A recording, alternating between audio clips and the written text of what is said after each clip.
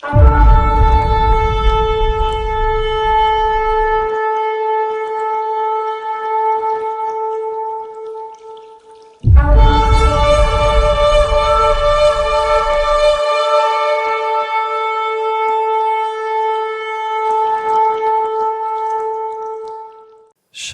Aleichem.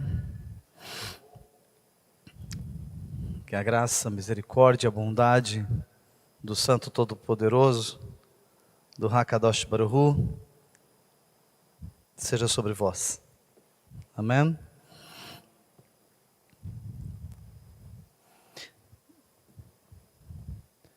Nós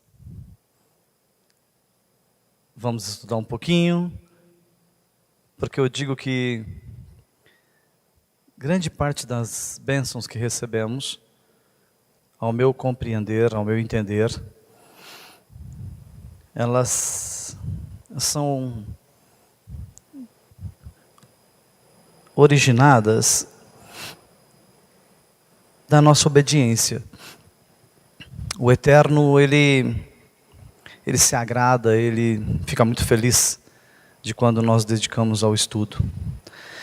É por isso que você raramente encontra um judeu que não é dedicado ao estudo, né? As crianças são conduzidas ao estudo desde muito pequenos, né? Tem crianças que aos 5 anos de idade já estão inseridas dentro de escolas, né? De yeshivas, justamente para que o plano venha correr dentro de um trâmite divino, não é? Do jeito que o Eterno gosta. Nós precisamos conhecê-lo para que saibamos como nos comportar diante dele. Ok? Nós vamos abordar um assunto interessante. Talvez você que nos acompanha, você deve ter percebido que esse mês todo é um mês em que nós entramos em Pessar, nós entramos na contagem do Homer. Esse mês ele entra minuciosamente sobre o assunto do Mishkan. O Mishkan, o templo, o tabernáculo móvel, aquele que o Eterno mostrou para Moshe quando ele foi elevado até os céus, e ali o Eterno mostrou para ele como seria o projeto do Mishkan. Cada peça, cada madeira com os seus pés folheado a prata, cada peça de ouro, cada peça de bronze, cada peça de cobre, cada material que foi usado dentro do Mishkan, as peles, que tipo de peles que eram para ser feito, o tipo de tecido.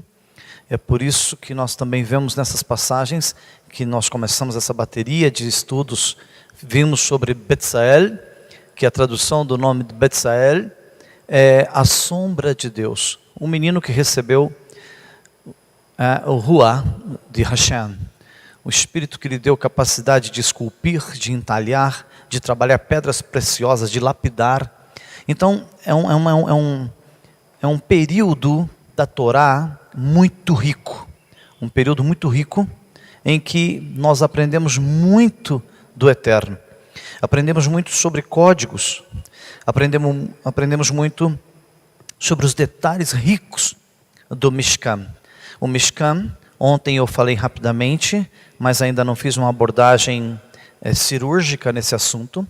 O Mishkan representa o corpo humano, e assim que for possível, se for possível, eu quero trazer um estudo detalhado sobre esse assunto, que é muito interessante. Então hoje eu quero falar sobre uma peça que vai dentro do Mishkan, ok? Nós temos peças que vão do lado de fora do tabernáculo, do lado de fora do templo, do lado de fora da tenda do encontro. Essa seria a melhor expressão para para o contexto geral, né? Então é a tenda do encontro, a tenda que foi feita lá no deserto. Então nós vamos estudar sobre uma das peças que compõem o Mishkan. Nós vamos trazer uma explicação um pouco mais detalhada desta peça, o fundamento dela, o porquê, Então tudo que o Eterno criou no Mishkan, tudo que Ele criou, tem um sentido espiritual muito profundo. Então antes de entrarmos, logo aí na abertura você está vendo aí um sacerdote, ok? Com o Ketoret. O que é o Ketoret? O Ketoret é o altar do incenso. Uma das peças mais sagradas que tinha dentro do Mishkan. Acho muito interessante nós estudarmos Torá. Eu acho muito bom nós nos aprofundarmos. Eu sou muito cauteloso com a área de ensino, porque a dificuldade que eu tive em toda a minha vida, a sede que eu tive de conhecimento, desde que Hashem me chamou para a obra, eu sempre tive muita sede de conhecimento. Eu sempre me aprofundei, sempre busquei, e eu sempre tive a cautela de não errar, não aprender errado para ensinar errado. Essa cautela, você só vem sanar essa dificuldade, esse problema, ou melhor, uma vez que você estudar nos contextos originais, nas raízes. Não tem uma outra forma de você não errar, a não ser que você estude dentro dos contextos originais. Como eu vou falar de judaísmo, como eu vou falar de Torá, como eu vou falar do Eretz Israel, como que eu vou falar de Jerusalém, se eu não estudar dentro do contexto? Então eu passei muitos anos me dedicando primeiro a conhecer. Eu fiquei praticamente 5 anos da minha vida estudando para começar a primeira reunião em minha casa. Então eu fiquei 5 anos dedicando a minha vida em aprofundar, conhecer, entender, pelo menos um pouquinho, para dar a partida. Hoje, pela misericórdia do Eterno, estou indo para o meu 13º, 14º ano estudando, e agora eu devo estar saindo do pré-primário, não é? Porque o judaísmo, ele aborda assuntos infinitos. Você pode estudar 30, 40 anos, que é uma gota no oceano. Então, partindo-se deste conceito, eu quero que você entenda um pouco melhor sobre esse projeto que o Eterno fez, que o Eterno incumbiu o nosso patriarca Moshe, assim que ele desceu do Har Sinai, do Monte Sinai, assim que ele desceu de lá, que eles foram partir para a jornada, o término da jornada, até chegar no Yarden, no Rio Jordão, onde eles acamparam e ali permaneceram por um bom tempo.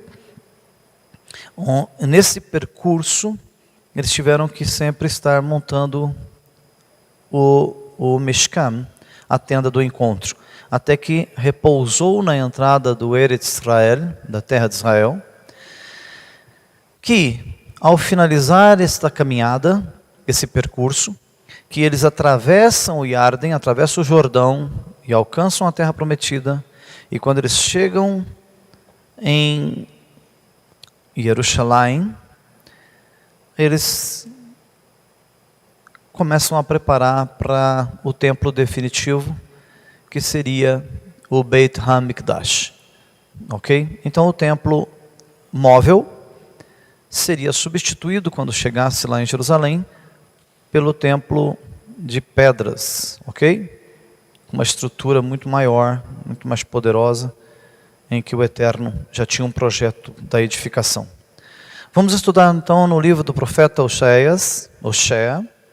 Depois também vamos dar uma passada pelo livro de Tehillim, que é Salmos, e depois finalizaremos lá em 2 Coríntios, mas se não me falha a memória, vamos passar também pelo livro de Revelação, antes de finalizarmos o estudo da noite.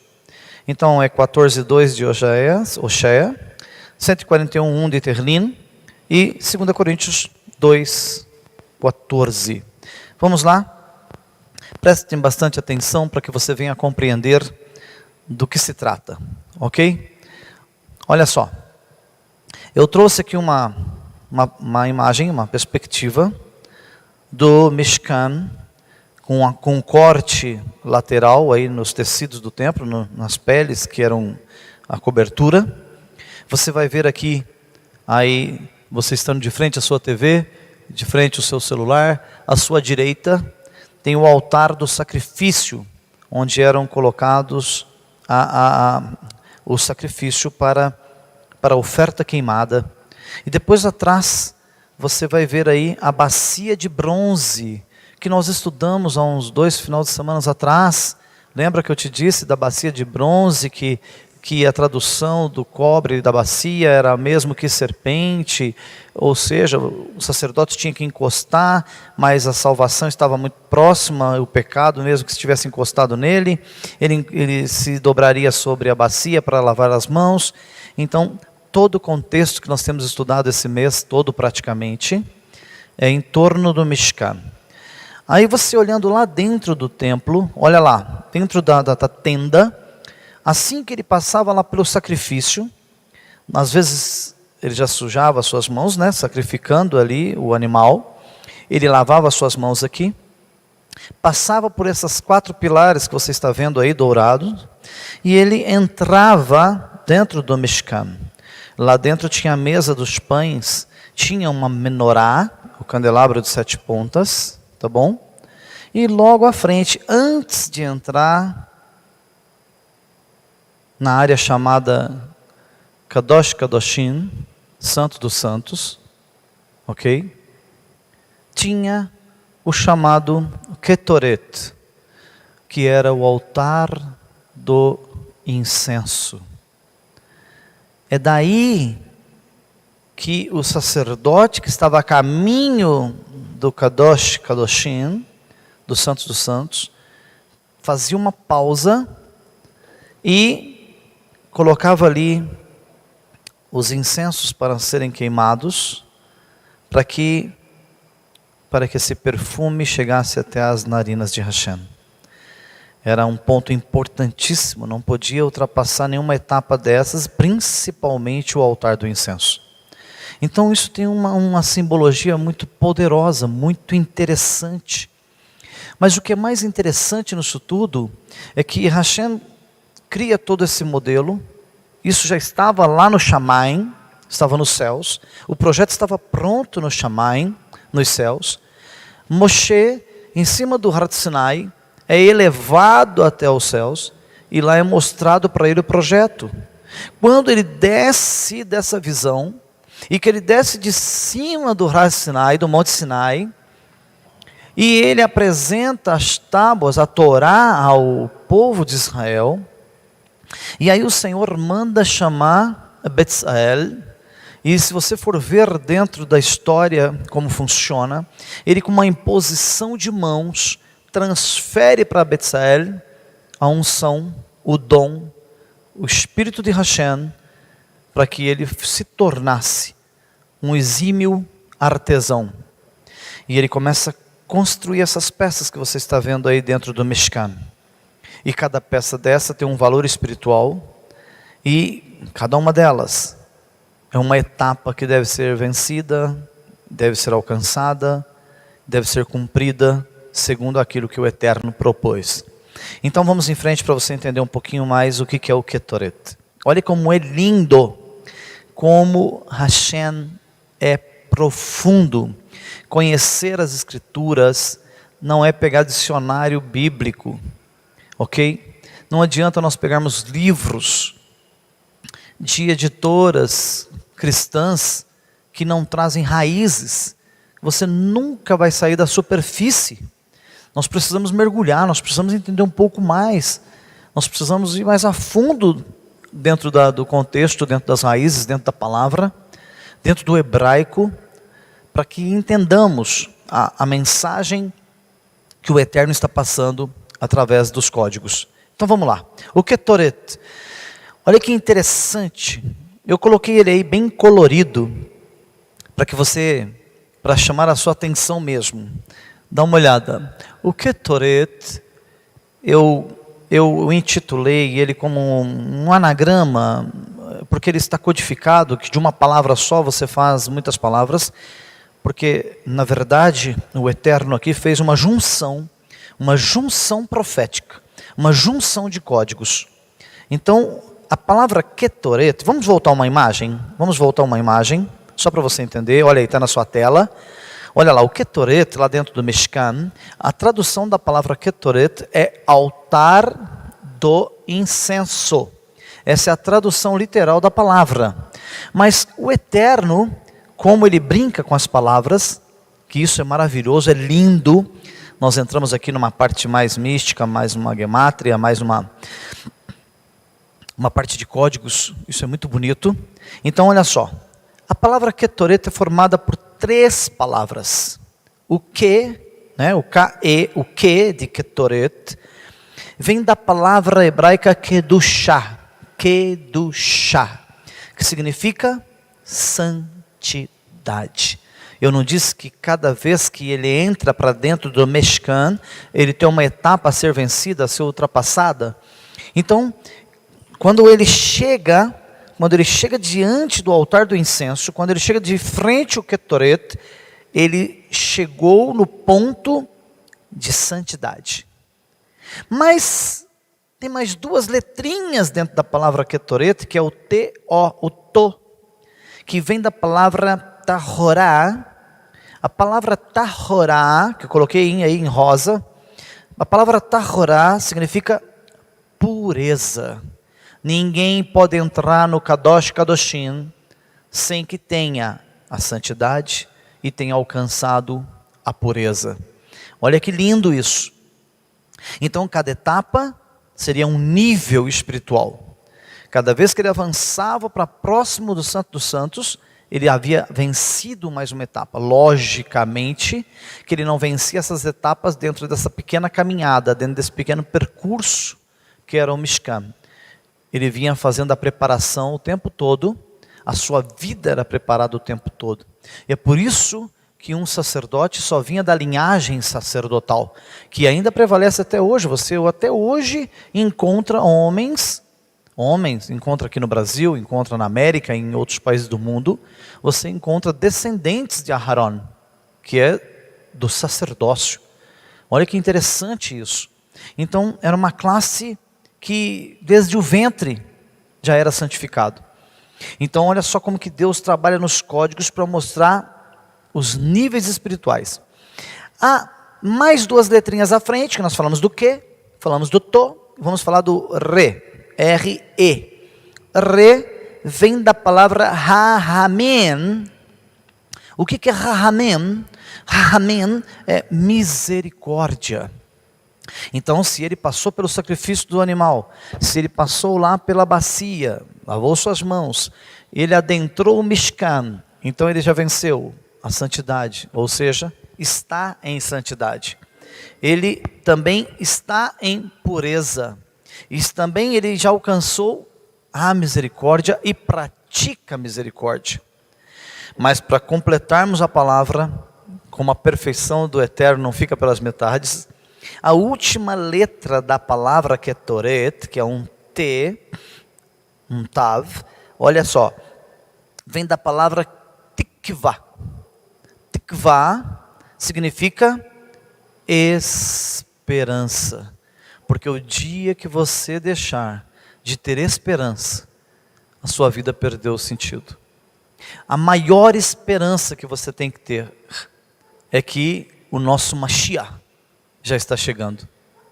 Ainda que tudo no mundo parece ser negativo, ainda que parece que as pragas já começaram sobre a terra, ainda que pareça que todas as empresas estão fechando, ainda que vejamos que há um caos instalado em todo o mundo, um caos político, emocional, de saúde, ainda que nós estamos vendo, contemplando isso com nossos olhos, o Tikvá nunca pode se apagar. A sua esperança, ela tem que permanecer até o fim. Então, junto com essa esperança, nós temos que manter todo o Ketoret. Ainda que não exista mais o Mishkan, ainda que isso tudo foi transferido para o Beit HaMikdash, lá em Jerusalém, o templo chamado Templo de Salomão, Ainda que isso tudo tenha sido transferido para lá, e que por volta do ano 69, anos 70, inícios do ano 70, isso tudo vem abaixo. Foi demolido todo o prédio, sobrando somente o kotel, ok? Somente o muro de orações. Ainda que isso tenha vindo a acontecer, mas a essência do Ketoret não pode ter saído de nós, de dentro de nós. Não pode ter saído de dentro de nós a santidade. Não pode ter saído de dentro de nós a pureza. Não pode ter saído de dentro de nós praticar a misericórdia. Porque assim como você pratica a misericórdia será praticada sobre você. E que nós também nunca percamos a esperança, mas saibamos o tempo todo que o nosso Mashiach, já estamos ouvindo os seus passos, que Ele já está às portas. Tudo nos mostra que Ele já está às portas. Essa é a nossa maior tikvah, é a nossa maior esperança. Então veja só, o Ketoret, ele é um incenso, a oferenda feita a Hashem, que chegava até as suas narinas, que ele fala muito sobre isso, como cheiro suave chegava às narinas do Eterno. O Ketoret é uma das etapas mais apreciadas pelo Eterno. Veja só, dentro de um contexto profético, dentro de um contexto da Torá, o Eterno ele não via como principal o sacrifício do cordeiro lá em cima do fogo, ou de qualquer um outro animal. Eu não estou aqui desprezando o cordeiro Mashiach no madeiro, por favor. Nós estamos falando do Mishkan, ainda que o cordeiro se arremeta ao Mashiach, mas não nesse aspecto que eu estou explicando, porque você fala uma coisa, as pessoas às vezes compreendem outra. Estamos falando do contexto do animal, o animal sacrificado. Então aquele animal sacrificado lá na porta do Mishkan, que era uma das etapas, a segunda parte, que era a lavagem das mãos e depois adentrar ao Mishkan, em todas as etapas, essa penúltima etapa antes de entrar no Kadosh Kadoshim, era vista por Hashem como a principal, a mais importante, de uma cautela, de uma santidade elevadíssima. Então, o Ketoret é a conexão direta com o Eterno. É o que mais aproxima o ser humano do Santo Todo-Poderoso, do Hakadosh Baruch Hu, do Santo Bendito seja. Então esse Ketoret, para você ver a importância dele, olha que legal. Eu quero voltar mais uma vez à imagem para você ver como é interessante. O altar, olha lá, o altar do sacrifício, onde se queimava o animal, ficava fora do templo, ou melhor, fora do templo do encontro, ok? Fora do Mishkan, ficava lá fora, no pátio. Mas o Ketoret ficava na entrada da cortina do Kadosh Kadoshim, ou seja, mais perto da santidade daquele que é santo. Porque ali dentro daquela cortina estava a manifestação física da glória do Eterno. A manifestação dele se dava ali. Uma nuvem de fumaça envolvia ali e era a glória de Hashem materializada. Você via ela, uma fagulha, ok? Uma centelha divina se manifestava. Por isso que a tocha subia até os céus. Então olha só que coisa interessante. O altar, o Ketoret, que é tão importante, ficava no último passo, a um passo do Kadosh Kadoshim, a um passo, ou seja, para se chegar próximo a Hashem, você tem que ter alcançado a Kedushá, tem que ter alcançado a Tahorá, tem que ter alcançado a Rahamim, e tem que ter alcançado a Tikvah, a santidade, a pureza, a misericórdia e a esperança. Se você não chegar nesse nível, está vendo a fumacinha aí? Olha aí a fumacinha. Essa fumaça, que é o cheiro agradável ao Eterno, o incenso sendo queimado, se não alcançar esses 4 níveis, a essência não chegará às narinas de Hashem. Isso é profético? Isso está escrito em algum lugar, Rosh? Vamos entender um pouco melhor? Então vamos lá. Vamos para o livro do profeta Oséias, Oséia, capítulo 14, lá no versículo 2, versículo 3, está escrito o seguinte: volte, ó Israel, para Hashem, para Adonai, seu Deus, pois sua culpa o fez tropeçar. Tragam consigo palavras, e voltem para Hashem. Olha, escrito em códigos aqui, ó. Digam a ele: perdoa toda a culpa e aceita o que for bom. Nós pagaremos no lugar do Ketoret as ofertas de nossos lábios. Olha que versículo que aparentemente até um pouco complicado de se entender, não é? Vamos traduzi-lo? Vamos esmiuçá-lo? Vamos mastigá-lo para que possa descer bem mastigadinho? Olha lá, volte, ó Israel. Se é para voltar é porque se afastou, ou porque se distanciou. Então Hashem está dizendo através do profeta: volte, você se distanciou. Mas aqui, como a palavra é profética, o Eterno pode estar dizendo para você que está aí me assistindo agora nesse momento. Ele está dizendo para você que parou, está dizendo para você que recuou, está dizendo para você que desanimou, está dizendo para você que perdeu a tikvá, a esperança. Ele está dizendo para você: volte, volte, volte. E assim ele diz: volte, ó Israel, para Adonai, porque Ele é o seu Deus, não há outro. Somente nele você vai encontrar o quê? A santidade, a esperança e a misericórdia. Então tudo está dentro do Ketoret. Olha lá, pois a sua culpa o fez tropeçar. O que é que está te acusando? O que é que tem te acusado? Ah, mas as escrituras dizem que não há pecado que o Senhor não possa perdoar.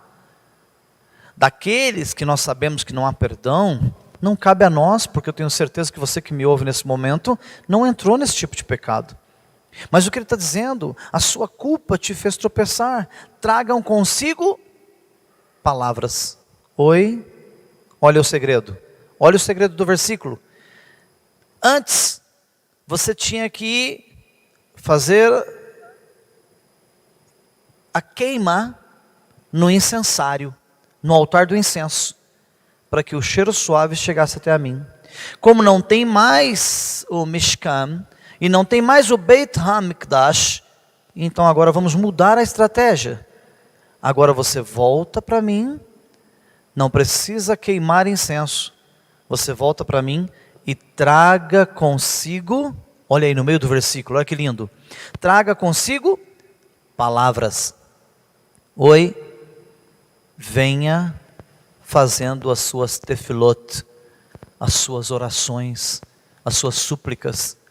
Traga contigo as palavras que estão no seu coração e demonstre para o Senhor o que você precisa dele. Traga consigo as palavras. Volte você que afastou, volte você que está distante do Senhor, volte. O altar do incenso, ele ainda continua funcionando.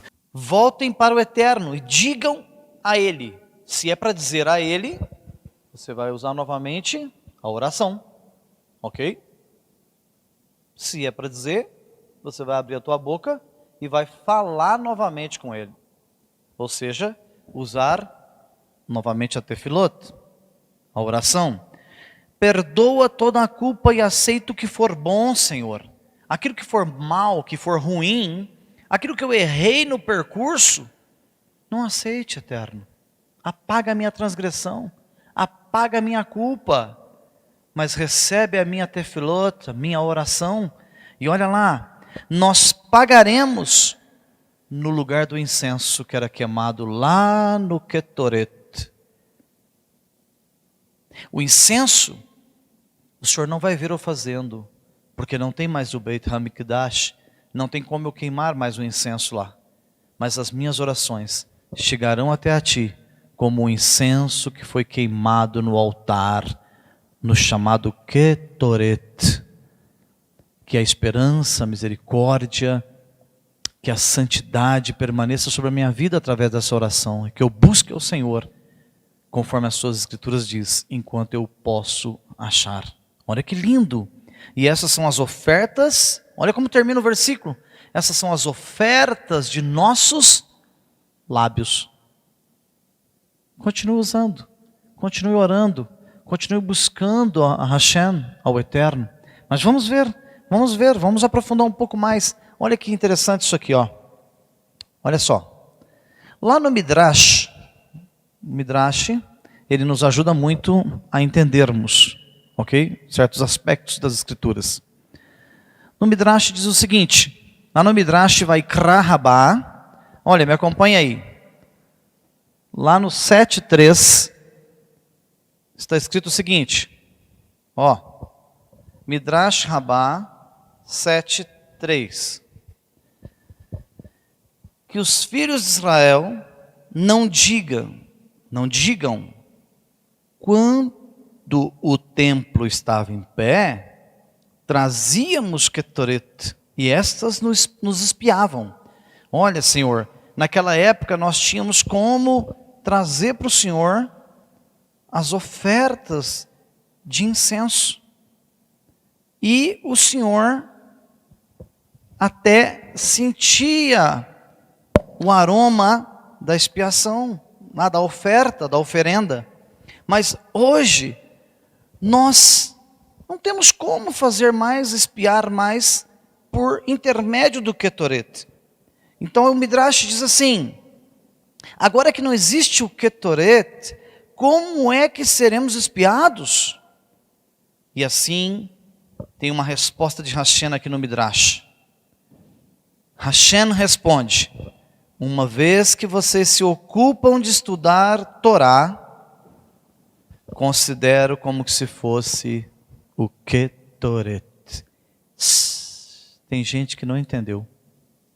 Quando você senta de frente a uma live de um shiur, quando você senta de frente a uma live de um estudo da Torá, de um curso de teologia messiânica, que nós estamos fornecendo para vocês aqui na nossa sinagoga, ele tem o mesmo valor de uma tefilot, tem o mesmo valor da oferta queimada no Ketoret. Olha que coisa tremenda que é isso. Então o Eterno, olha, lá no início eu falei algo que está totalmente ligado com o que eu estou falando agora. Que o Eterno preza, valoriza, ama quem se dedica ao estudo. Mas dedicar-se ao estudo, eu tenho ensinado isso nessa casa, mas eu vou frisar.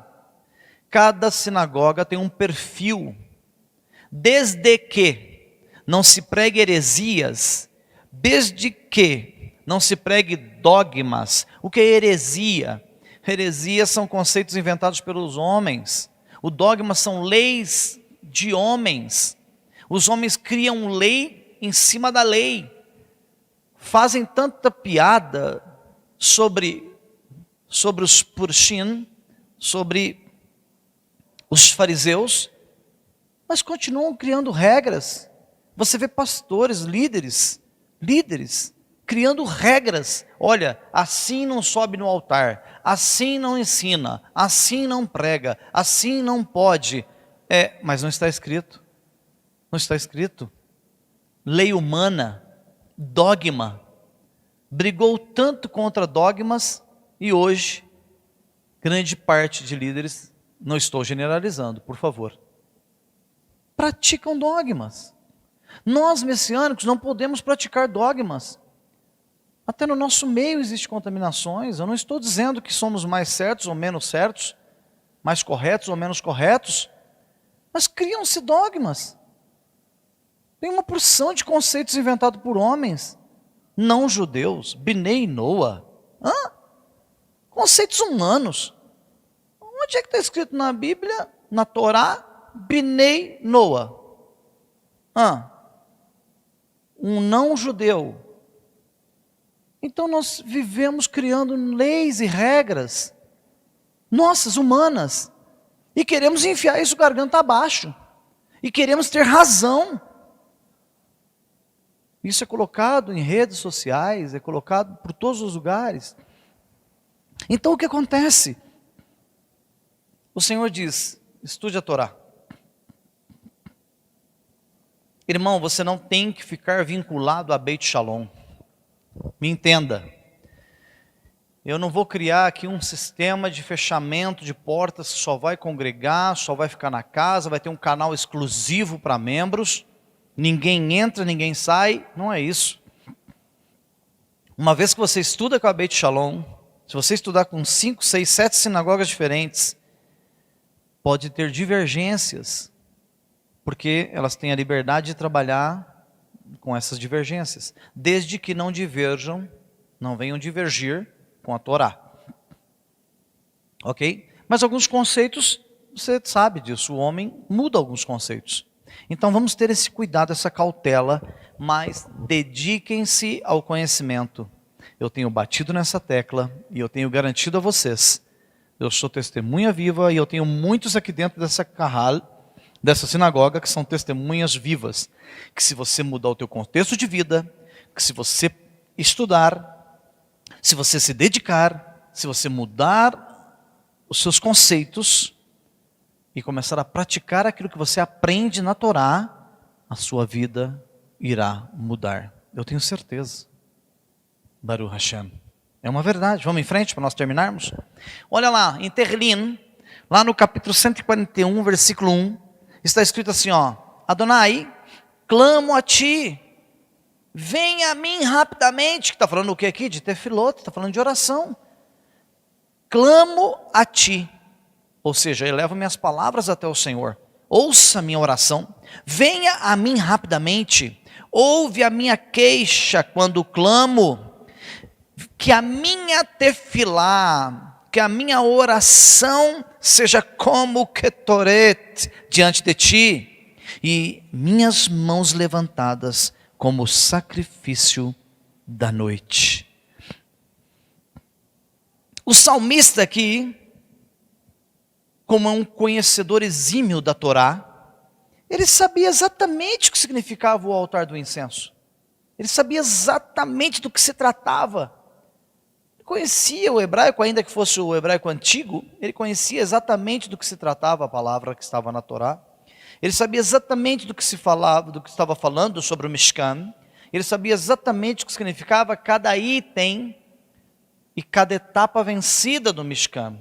Então o salmista diz que a minha tefilá, que a minha oração seja como aquele altar de incenso, que quando era queimado, a fumaça subia até as suas narinas. Que a minha oração suba como aquela fumaça, chegue diante de ti, e tu possas apreciar a minha tefilá, a minha oração. Não é lindo? É perfeito. É por isso que eu acho impossível nós servirmos com excelência ao Eterno sem conhecermos detalhes. São detalhes riquíssimos que nós precisamos saber. Saber o porquê do quê. Agora, se você cai de paraquedas, deixa eu usar esse termo aqui, nem sabe o que está fazendo. O sistema sinagogal não trabalha na emoção. Nós não trabalhamos em emoção. As pessoas saírem daqui emocionadas. Nossa, parece que o céu desceu. Ou então a igreja subiu. Deixa eu te dizer uma coisa. Nem o céu desce, nem a igreja sobe. A não ser que chegue o dia certo. Ok? O que sobe, o que desce aí são as emoções do coração. E que diz as escrituras que são enganosas. Que o coração é enganoso. Então nós não podemos ter emoção? Podemos. Podemos sentir prazer, alegria, podemos chorar na presença do Senhor? Podemos sorrir? Podemos, só não podemos deixar extrapolar a razão, a emoção sobre transpor a razão. Então o culto ele tem que ser racional. Como você cultua o Eterno só na emoção? Ou alguém te pergunta, como foi lá o culto? Como foi o trabalho lá na sinagoga? Ah, lindo, maravilhoso, o que foi aquilo? o céu parecia que tinha descido lá em cima da sinagoga. É mesmo? O que foi ensinado? Olha, o que foi ensinado eu não lembro, mas que foi lindo, foi lindo. Hã? Então ficou só na emoção, não teve razão, não teve conhecimento de causa. Uma vez que não conheceu, como você pode agradar o Eterno sem conhecê-lo? É impossível. O contexto bíblico diz que é impossível. E Yeshua, quando entrava no templo, a primeira coisa que ele fazia era abrir o pergaminho. Shaul, Shaliah, ok? Paulo, o apóstolo, usava os pergaminhos. Todos eles usavam os pergaminhos para poder ensinar nas reuniões. Ninguém falava por emoção. Você não vai ver Paulo, você não vai ver Marcos, Matitiarro, você não vai ver eles emocionados. Você não vai ver eles. Você vai ver eles dentro da razão. Ensinando Torá dentro da razão. Porque eu acho que tem pessoa que pensa que Paulo lia Marcos, ou que Marcos lia Lucas, ou que Lucas lia Matitiarro. Como que um podia ler o livro do outro se nem estavam prontos? Nem os pergaminhos existiam ainda. Todos eles liam Torá. Todos eles liam Torá. Mas isso é muito difícil das pessoas compreenderem. Uma lavagem cerebral muito profunda foi feita e é difícil reverter esse processo. As pessoas não querem entender isso. Ok? Estava muito recente. Os livros começaram a ser copiados, os pergaminhos começaram a ser copiados muitos anos depois. Tanto que Yohanan, que estava exilado na ilha de Patmos, ele sai com o livro de Apocalipse lá da ilha de Patmos por volta do ano 100, 102, 104. Ei, pensa comigo, Matitiarro, Marcos, Lucas, Mateus, estavam lá por volta do ano 60, ano 70. Aí vem Yohanan, exilado na ilha de Patmos, e sai do exílio por volta do ano 104, é muito tempo, 30, 40 anos mais tarde. Então os livros não estavam prontos. Nós temos que compreender isso. Então os discípulos de Yeshua usavam pergaminhos da Torá, usavam o Sefer Torá, o rolo da Torá para ensinar, usavam os pergaminhos dos profetas, usavam os pergaminhos de cânticos, dos salmos, para serem lidos nas sinagogas, ok? É por isso que Yeshua, naquele momento que ele está passando de frente a uma sinagoga, num Shabat, porque ele não passou de frente à sinagoga na terça, nem na quarta, nem na quinta, está escrito, ele passou no Shabat, dentro do que está escrito, dentro de um contexto, dentro de uma lógica, dentro de um racional, ele é convidado para subir até a Bimá, e quando ele sobe na Bimá, o pergaminho que está aberto é o pergaminho de Isaías, que falava dele mesmo, que estava escrito Ruah Adonai Alai. E ele disse Ruah Adonai Alai, o Espírito de Hashem está sobre mim. É perfeito. Então Yeshua estudou desde criança, todos estudaram desde crianças, todos. Você vai ver que vinham das escolas, tem o nome das escolas, tem o nome daqueles que eram os professores principais das escolas em que eles estudaram. Então, o Eterno exige que venhamos a conhecê-lo na razão. A emoção pode até fazer parte, mas o alicerce tem que ser a razão, conhecimento. Vamos em frente? Olha que interessante. Apocalipse, o último livro das Escrituras. Olha, dos 66 livros que temos, o último livro está escrito assim, Revelação capítulo 8, versículo 3 e 4, está escrito assim: outro anjo aproximou-se e se colocou em pé, com um incensário de ouro, e lhe foi dado uma grande quantidade de ketoret, de incenso.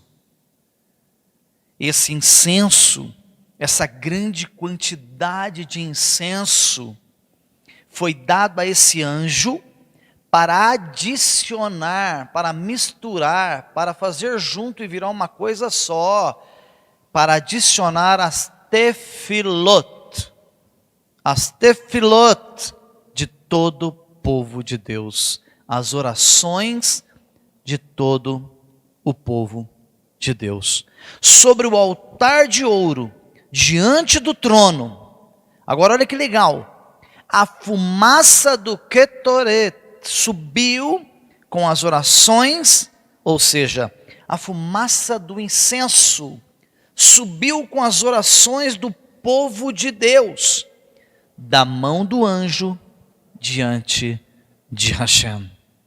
Isso é perfeito. E nós vamos terminar aqui, ó. Vamos mais um versículo para nós terminarmos, ó. Livro de Apocalipse, capítulo 5, versículo 8. Está escrito, aqui está narrando sobre o pergaminho. Está escrito, ao tomá-lo, ao pegar o pergaminho, os 4 seres viventes e os 24 anciãos prostraram-se diante do Cordeiro. Cada um deles tinha uma harpa e taças de ouro cheias de incenso, cheios de Ketoret.